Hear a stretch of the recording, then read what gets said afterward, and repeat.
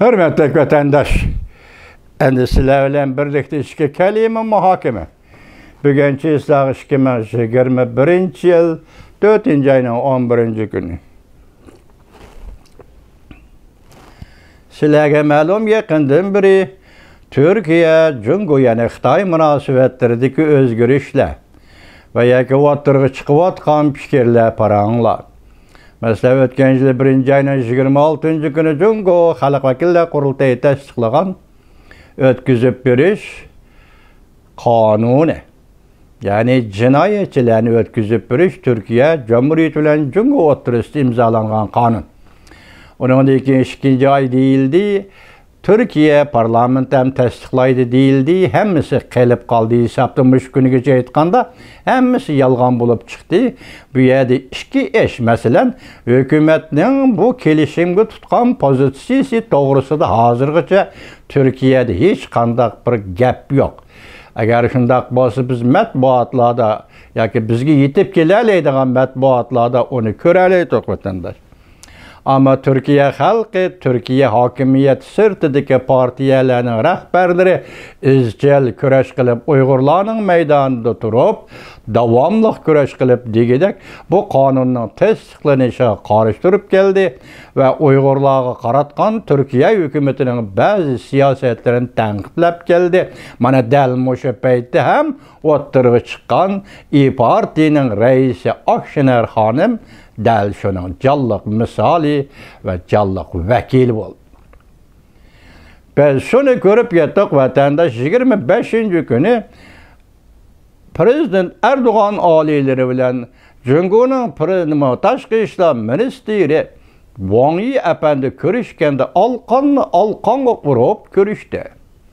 Alqonga urib ko'rishni odatdagicha tahlil qilsak, masalan, biz muddaoga yetdikmi deganlikmi bo'ladi, balki biz g'alaba qildikmi deganlikmi bo'ladi, balki Cungo Türkiye munosabatlari yaxshilandi deganni arq terak ve arqa asas qiladi deyishkimi bo'ladi.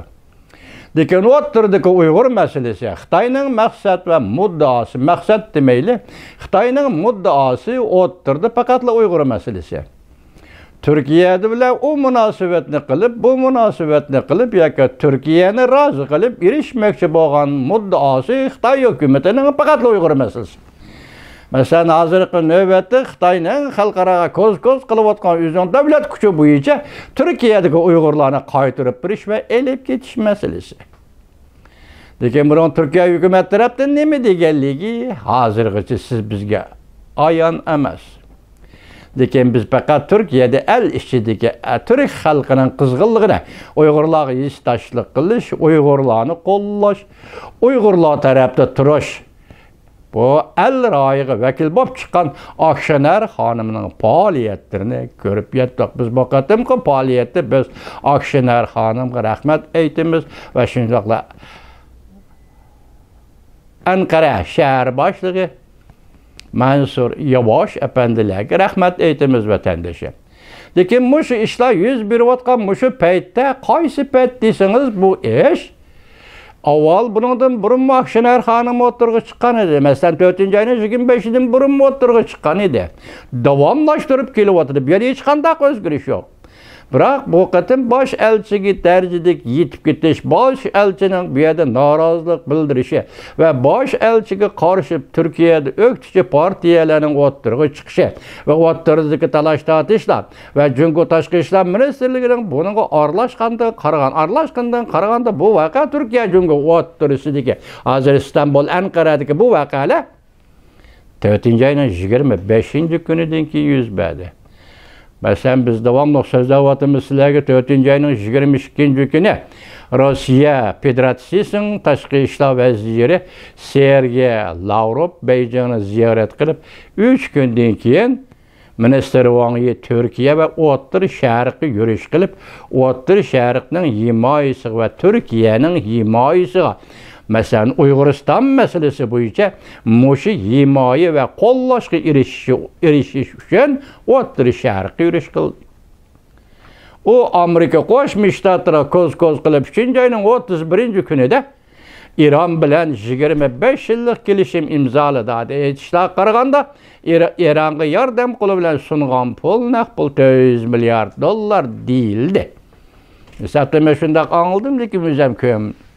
Bu Türkiye, İran mı? Xitay, İran o'ttirsidagi münasebetinin özü o'ttiri şerhte bir dost tepip Amerika koz qilish.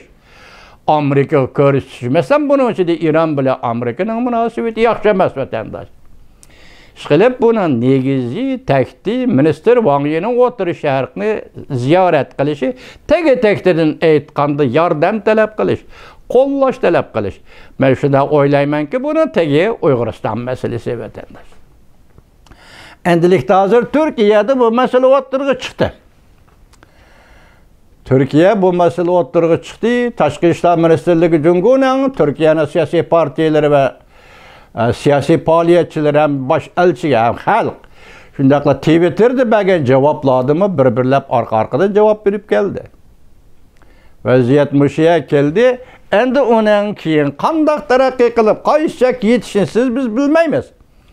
Lekin biz Uyghur meselesinde Türk halkının bulup mu partisidek mesela Reis Akşener Hanım'daki faaliyetçilerinin devamlı Uygurlarının yenide turuşunu, Uygurlarını qollashini ümit qilamiz ve qollaymiz hürmetlik vatandaş.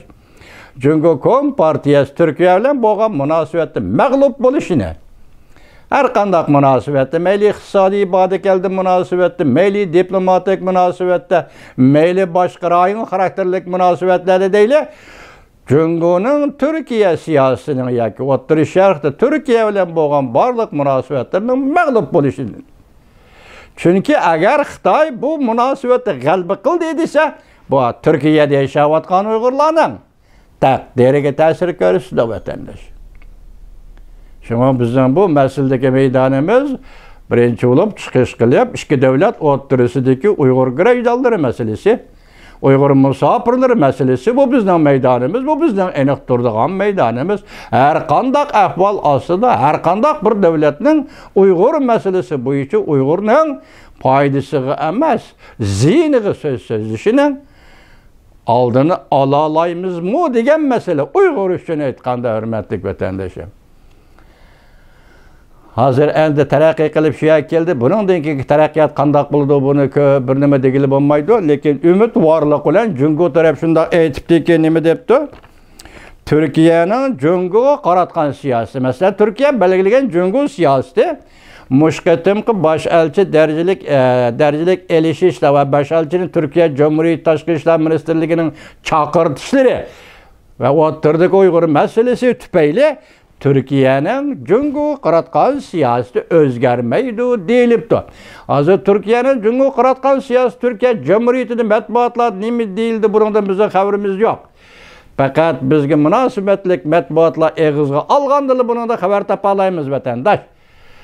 Zodi Türkiye'nin Jungoga qaratgan siyosati zodi nima? Masalan, shu yerda biz Uyg'urlarga Türkiye'de yaşayotgan Uygurlarga amallık dileyimiz vatandaşlarım. Her kandak ahvalasında amallık dileyimiz.